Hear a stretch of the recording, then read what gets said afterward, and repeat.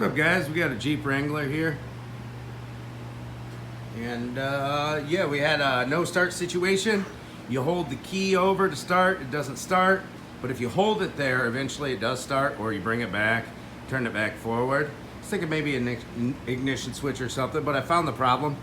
Positive battery terminal was a little loose. Always check your battery terminals, make sure they're clean and tight. The problem on this one, if we go underneath the vehicle, we got the starter right here. This is your ignition wire. That's what powers up your starter. Well, we tested for power here. Have somebody on the inside turn the key, have your test light on it. As soon as that key gets turned, it gets power.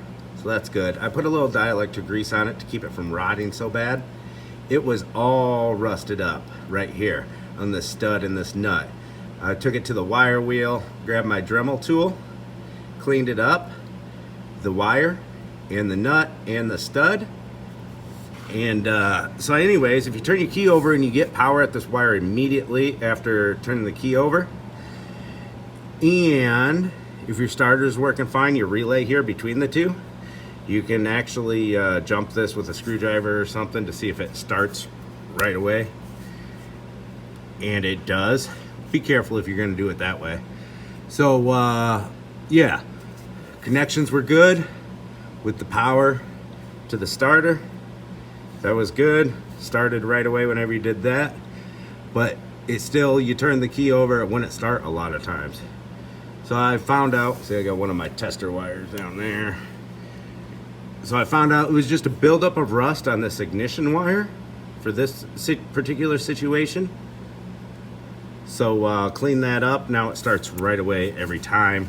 Just a little rust causing that problem. So it took a while for the ignition wire to juice up the solenoid to start the starter, instead of it just working right away when you turn the key from the ignition. Now, other possible causes would be wiring on that starter, corrosion, ignition wire, a break in the ignition wire. You want to check to make sure that this wire is good, no breaks, no cracks. This one is in perfect shape. That's just some grease on there. You can clean up these nuts and studs here on the starter. Battery, make sure the battery's nice and tight, clean. Your wiring looks good on your battery. But this particular situation where you turn the key on and have to hold it, and then eventually it starts, where you got to turn it back and try to start it again. Those are just a couple things that you can check.